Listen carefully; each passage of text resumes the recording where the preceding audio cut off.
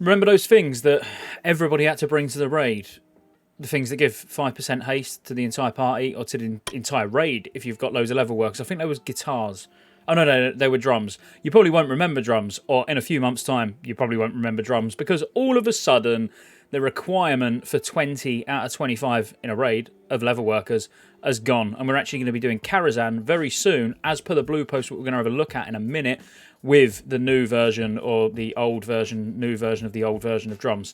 It's quite difficult to try and keep up. They're going through so many iterations of changes. But I did say on the Beta Diaries series of videos I've done when the beta first kicked off that they would change again, and they have changed again. Not in the greatest way, I wouldn't say, but let's have a look why. So this literally was posted like 23 minutes ago. You've probably heard about it already, but if you haven't, so basically, you know what drums do. You know that they give a permanent 5% haste. They was a 30-second uptime with a 2-minute cooldown. So you needed 4 people to maintain 100% uptime of 80 haste rating, which is about 5%. So then what they actually done was changed it to lesser. So they gave you a lesser version which came out at the start, which was just a smaller radius. Couldn't be used in shapeshift forms, which that's a big deal, because being a feral DPS or even a boomy and not being able to drums without coming out of form is a big pain. And then they've done the greater version of the drums, which become available during ZA, which is phase 4. So the greater version is basically the sort of post 2.4, you know, that sort of era of drums where it's got a 40-yard radius and you can use it in shapeshift.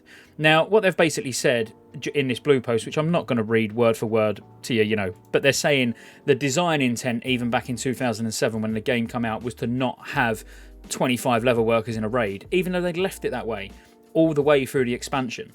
There's one thing that makes me laugh about this, so don't get me wrong, is it good news? It's good news for me personally. I know a lot of people like drums. I did like drums, as in the later version of drums where they could be used in shapeshift form. Didn't have a problem then. But with the old version, it's a bit clunky, you know, especially if you're a feral DPS.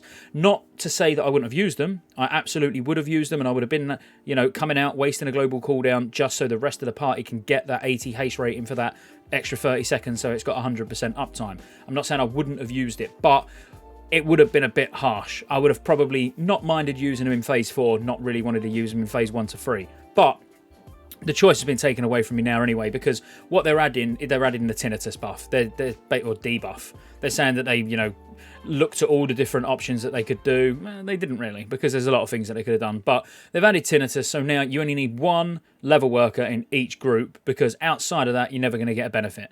So it's got, when you use it, it doesn't matter whether it's person 1 or person 2, 3, 4, 5 in the group, everybody gets that 2-minute cooldown. You can't benefit from drums again. By the time the tinnitus debuff falls off, your drums are ready for use again. So you only need 1 in each group. And I'm assuming they're saying drums as a whole, so it's going to be, you can't stack like 4 different types of drums or whatever, you know, you have to pick. So in your healer group, you might not want the haste, you might use drums of restoration. In your melee group, you'll probably use haste. In your DPS groups, you'll probably use haste, but you only need 1 person basically in that group. Now, if that person dies, so you still might need a backup. I'm not saying people will, you know, but I reckon some on particularly difficult fights, you might have a backup in the important groups. So just in those 2 big pumping DPS groups, you might make sure that you've got a backup level worker just in case anything goes wrong.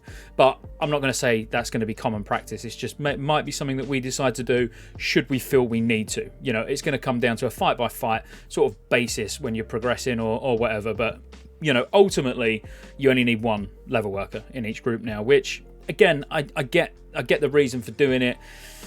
I think there's going to be a lot of people who have done a lot of prep work leading up to now, where they've leveled level working on their main, and they might be a warlock or something like that, who's going to be a little bit annoyed. I'm hoping no one did do that, but I can more or less guarantee some people did. I've literally been preparing level working, and I'm on the fence now of whether I'm going to go level working or not, because with the original drums, there's not much need for me, who's going to be in the melee group, to be the one who brings drums when I'm going to have to power shift, you know, or well, shift out, pop drums, shift back in to be able to use them. It would be better that one of the other DPS, maybe the enhancement shaman or something like that, or even a survival hunter, whatever's going to be in the group, is the one that goes level working. But now you've, as guilds, as players, as everybody, you've got a decision to make whether you do go level working, who in your raid is going to be the level workers.